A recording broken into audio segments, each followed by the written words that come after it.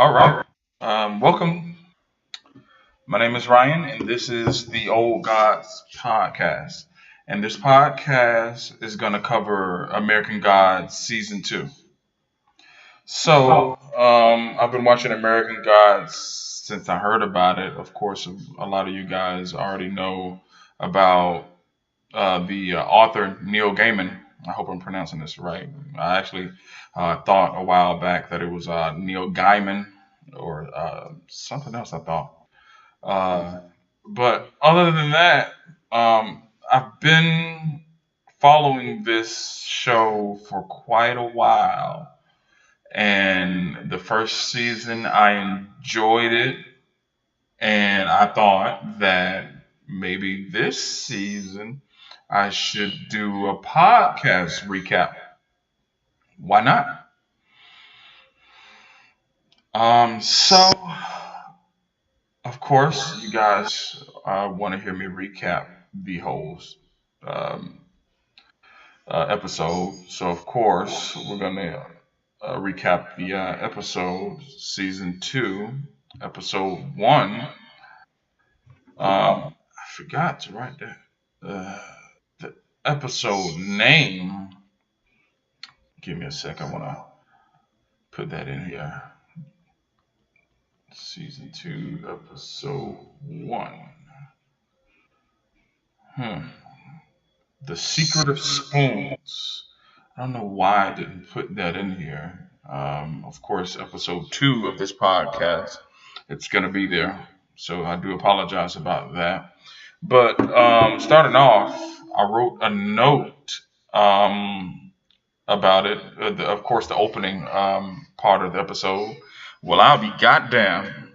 That was the note that I put there.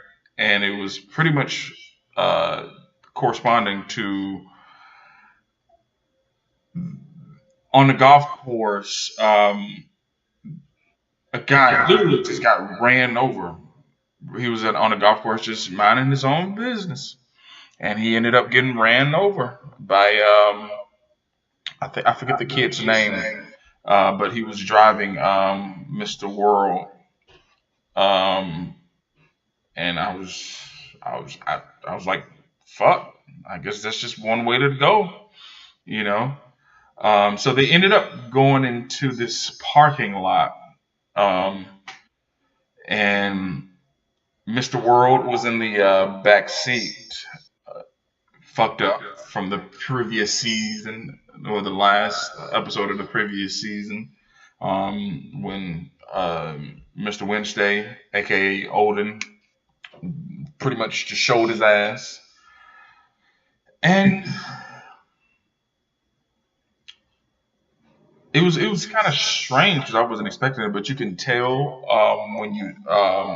when I was watching it that there was like a gap in the wall, and of course they opened it up, and it was this older guy, and he looked like he was in the army or some shit. He was old as fuck, but they said some words. I wrote in the note, Baruch Lammer.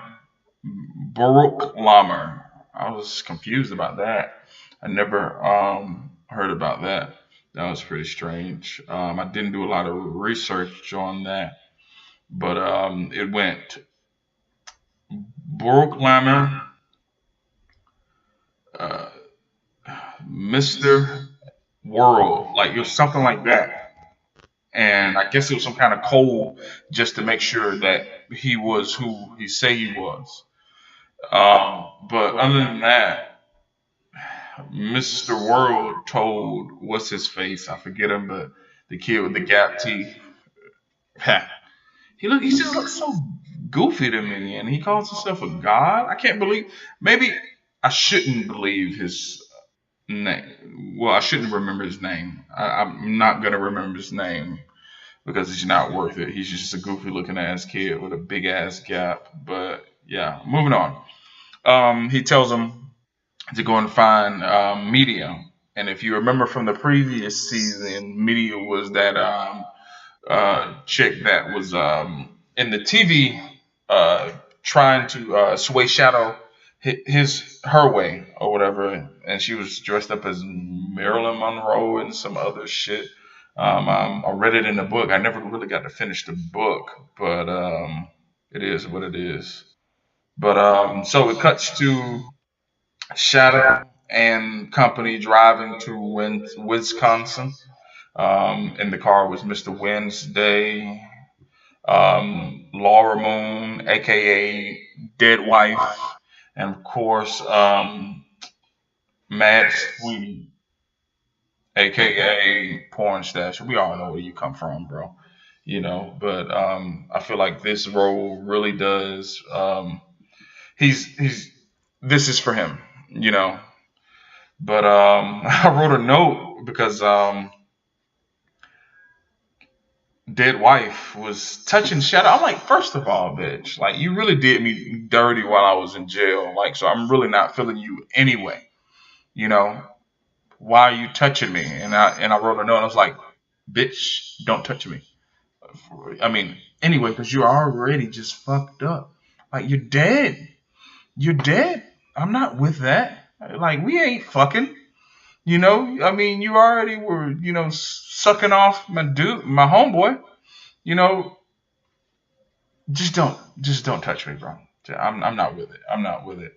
But they were heading to this place called the House on the Rock, and they turned on the radio and they gave a brief little history of it. I really wasn't giving a fuck about that. But the area that they were in, the whole House on the Rock is beautiful. If he built that shit himself, that's fucking impressive, dude. I didn't do a lot of research on it because, like I said, I don't care. But it was pretty good. I was like, wow, this shit is interesting. I want to go there. Um, Other than that, we see Bilquis, aka Freakily. She's a beautiful black woman. She's beautiful. Like I would let her fuck me, and I remember in season one, she was fucking this older white guy, and she pretty much consumed him to her own cunt. I remember my face was like, wait, what? What? Did this bitch really just suck this man up into her shit? Get out of here, bro. But yeah, Freak Leak is back. The gay Jin is back. The guy with the fiery eyes. And his lover, the guy who he pretty much imprinted on, ended up at the house on the rock. I was like, oh, so you relentless. You want some more of this dicker. But it was just ridiculous. And ended up cutting back to Mr. World in this, I don't know what you call it. It's a little area where it's like a briefing room where, the guys that are in the army, they'll usually be like in the old days. They'll be just sitting in those little briefing rooms and they pretty much give commands or whatever. And he said something about the Eye of Argus, and I guess that was the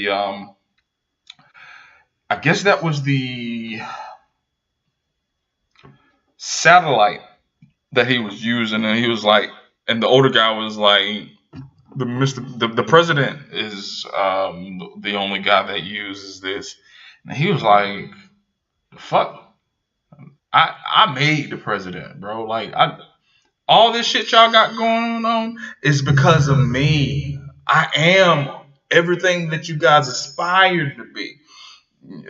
Roughly, that's what he kind of said. But so I guess he was watching uh, the crew do their thing, and goes back to Shadow opening the gate.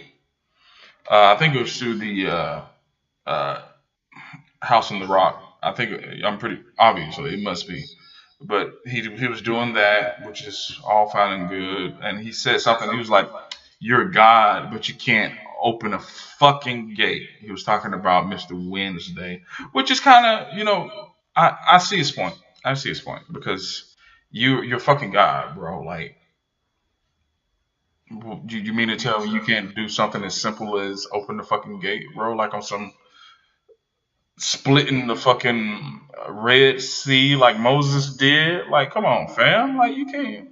Come on, bro. You can't be calling me while I'm doing my podcast. So pause. Let her know what the fuck is going on. Excuse me. But so they went in. They were all lined up, and the gay gen was there. And he was like, when you go into a club, and he's just like, you can go, you can't go, you can go, you can't go, and he was just shutting them all down. And they was like, damn, like you mean to tell me, Matt Sweeney was like, bro, like I'm with him, like I'm part of the clientele. What you mean I can't hang out with the bro? It was like, and Mr. Winston was like, oh, sorry, bro. Like when you hang out with your boys or whatever, and the security guard will stop you, but your boys can go just because you over here wearing some, I don't know, Skechers or some shit. So the fucking security guard was like, oh no, fuck this guy. He's not coming in. So that's pretty much what the gay gen was doing. He was he was on some real fuck you shit for this episode. Like he wasn't even trying to do what the boy he done imprinted on. Like you fuck that dude, and you mean to tell me he can't fall in love just because you're a genie? I think that's what you. Well, I think yeah, a gin is basically a genie from what I know. So yeah, I was like, damn, bro, you really. Mm-mm. But they went and they ended up riding a carousel.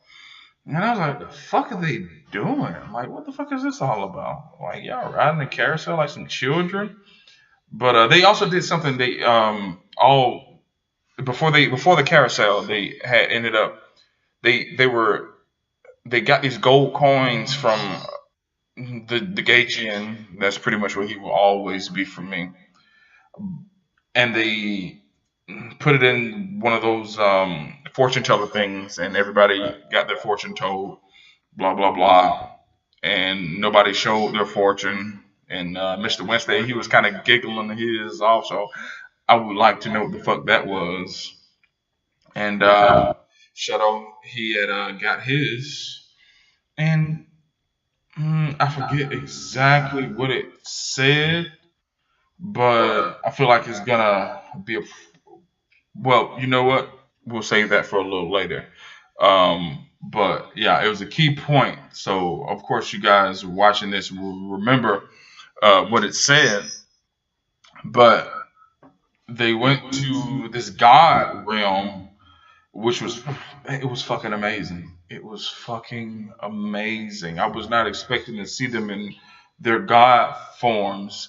And before that, when they were riding in carousel, Shadow's forehead was lighting up, and so I'm assuming that that's just the third eye. Obviously, that's something when it concerns spirituality and things of that nature. So yeah, I'm interested. I was thoroughly interested. So, of course, he woke up in this little realm, and Freakalik was standing over him, and I guess she walked him to the cathedral there where they were. I think it was a cathedral because they were just standing around in front of Odin. Oh my God, Odin looked cool as fuck, and everybody was glowing. And I thought that was fucking interesting. That was very cool how they depicted the gods. It was all flamey and fiery, and it was saying something about their creators. And I was just like, okay, let me flip this because in Christianity, God God is technically our creators, which I already know that's I ain't even gonna say that, but yeah. But on the flip side, these gods were created by us, as in the people, human beings. Our ideology created them. I'm trying to give an example of what I mean. Like an imaginary friend. You know how Foster's Home from Imaginary Friends, like they'll imagine a certain thing and they'll pretty much come to life. That's pretty much these guys are, but they're real people, but they were created or brought up by us. Like we created them, by worshiping and shit like that. So that's I thought that was cool. I thought that was cool. That it was it was cool. It was, and they were discussing it. And Shadow had his little 2 cents. He was telling everybody, "Hey, look, listen to this man. He talking some good shit, But of course, they don't trust Odin, based on his past shit, But I really feel like he has a point when it concerns this um, war situation because obviously today in today's world, the new gods are media, technology, the world, and all this stuff. So we focus more on that other than religion. And I'm not a religious person. As a matter of fact, I'm actually an atheist, but I really think this is very interesting when how they do it. And the reason why it's all called the story is called American Gods because a lot of people from different areas of the world came to America, and then they all worshipped different gods. So all the gods ended up coming to America because America is a place where you can be religiously free to worship whatever the fuck you want to. So, the Indian, Hebrew gods, pretty much all of them are there. But back to the point. So they did all that, and Shadow woke up at a fucking what do you call those things? A restaurant, but yeah. And he was like, what? And so who was sitting next to him? Turnabout was sitting next to him. He was like, so you guys, he just had like the most clueless but excited face that I've ever just seen on a motherfucker. The shit was just like, so you guys are really gods? And Turnabout, and oh, how could I forget the realest nigga on the show, Anansi. I remember reading that book when I was a little boy when it concerns the African folk tales. And going back anyway, he was excellently designed in his god form when they went to the god realm. But like he's an outspoken motherfucker. He said something to Shadow before they went into the carousel, and I hate to cut back to this, but that dude, like, he had me dying. He was like, "You remind me of my son," and he was just really just getting on his Shadow. Like, my feelings would have been hurt. Honestly, my feelings would have been very hurt. Like, but Shadow was just taking it on the head. Like he said, "I'm used to this. You ain't talking nothing I ain't heard before. I've been in jail." But I love Anansi. He's probably my favorite god out of all of them. I've always enjoyed Odin, and Ian McShane is an excellent depiction of Odin. His acting is amazing. I've always enjoyed his charisma and his swagger, and I really think that he does it, but nobody could do it as good as he did. But yeah, Nancy, I don't remember the actor that does him, but dude, he kills him. That motherfucker has a smart mouth. Like he's one of those guys, one of those smart mouth uncles, because everybody has them, where they just will make you fucking cry by talking some mad shit to you, dude. But yeah. And it was like, but what you talking about? Shut up. So they were all just chilling, hanging out. And Freaka Leak, come to find out, she's a fucking rat, bro. She's a fucking rat. She was walking and she had a phone uh, behind her back. I'm just amazed why people didn't see it, but you can tell that it was something corresponding to the new gods. I was like, man, come on, why you gotta be you a freaky leak? Like you be sucking people up in your pussy and shit, and now you fucking up, bro. Like why? Like so, she's just walking towards, and I think this was just a ploy that she did when she was just to throw off dead wife. He want just to throw that up, throw her off, and she was just trying to play like she was just gonna get in her panties, which would be disgusting if you really think about it. But yeah, no, don't do that, baby. Mm-mm. But so she was just like asking us like, so who are you? Like the Hungarian goddess of death, some shit like that. And she was like, no, I'm just from fucking wherever the fuck she said she was from. She was like, oh. And she told her name, Laura Moon. And she was like, oh, so you fucking with that right there. So she's pointing to Shadow. And she was like, yeah. And she was like, bitch, if you fuck with him, I'll kill you. I was like, damn, like that's a way to be blunt about it. Mm, yeah. She's really no joke. Laura Moon is no joke, and I wouldn't want to get in that bitch bad side because she be fucking people up. If you remember how she fucked those guys that were fucking up Shadow, punching those motherfuckers, and they were just splitting in two. I was like, God damn. So yeah, Bill Quist better chill out, bro, before she get her ass fucked up.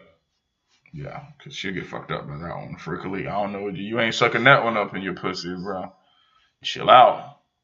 But yeah, she left that there and she casually walked out. And Mr. World saw her. He was like, well, guess it's time for me to fuck shit up. So if there's a sniper, this is what I wasn't expecting, but it's crazy because if you really think about it, these are supposed to be gods, right? And a fucking gun just shuts all that shit down. Like, yeah, you might be a fucking god or a deity or all that shit, but guess what? This is the real god, a motherfucking sniper for your ass. So yeah, I was like, damn, like y'all really just. I guess we know what the true God is. The true God is that motherfucking hot lead, baby. But dude, that first shot that he got off, mm-mm-mm. Mm-mm. Shot that dude's face off. Like the detail in it was like, oh fuck. And I watched it twice and I was just still like, oh fuck. How do you knock a chunk of somebody's face off? That is fucking crazy. I need to know what gun that was. Like somebody need to tell me because that was just outrageous. But yeah, that was that. Mm. And he made two shots. And Shadow wanted to be the hero, ran out there. And I forgot Shadow can fight, and they thoroughly depicted that in the book and the TV series that like he can actually fight. Shadow could actually fight. So he whooped his ass, and the dude was like, aha, you're who I wanted. And pretty much he just got taken up. You know how the aliens take you up? They just beam you up, but he really didn't get beamed up. It was some helicopter just fucking strapped his ass and pulled his ass up. He was like, "What the fuck?" But yeah, I was. Well, that's the end of that, and cut back to the older lady. I forget her name, but it's the chick that um, Odin been trying to get in the pants since day zero. She ended up getting shot in the chest. I felt so fucking bad. I was like, damn. But then I was like, you're supposed to be a god, bro. This shit shouldn't matter than you. Then I was just like, well, maybe. Like I say again, guns are the true gods. Like they say, like motherfuckers who do martial arts, like still watch out because I still got that clip loaded for you. Hmm. Hmm. So yeah, I did feel bad about that. But Chernobog, he declared a curse on whoever did it, whatever guy that is. So I would like to see where that goes. And when he did that, he spit on the window where the bullet hole was. So I really hope that's something that's significant because I would. That'd be cool. Something that'll just show up later in the season or even in the series, depending on how long they go with this. But yeah, oof, man. It was crazy. I will never forget that shit where the guy got shot and his face was just like on the fucking on the fucking floor, bro. I didn't. Felt bad for him. I saw all his nasal cavities in his brain. He ain't getting a second chance, even if they could. But yeah. So of course they cut to the next episode. So be looking out for that. I'm gonna try to get these out as much as I can and as soon as I can. Maybe every Tuesday, like today. But I appreciate you guys for listening. Um, this will be posted on YouTube, so obviously like and subscribe. I'll be posting clips on Instagram, Facebook, and wherever else. And I'm gonna post the full video on SoundCloud. So be looking out for that. That's at RGM Pod. Pretty much all this is going to be under RGM Pod. So YouTube, SoundCloud, Facebook, Instagram, and all. You can find me on Instagram at Ryan G. Milam and YouTube RGM Pod, hashtag RGM Pod. Get it out there. See you next week.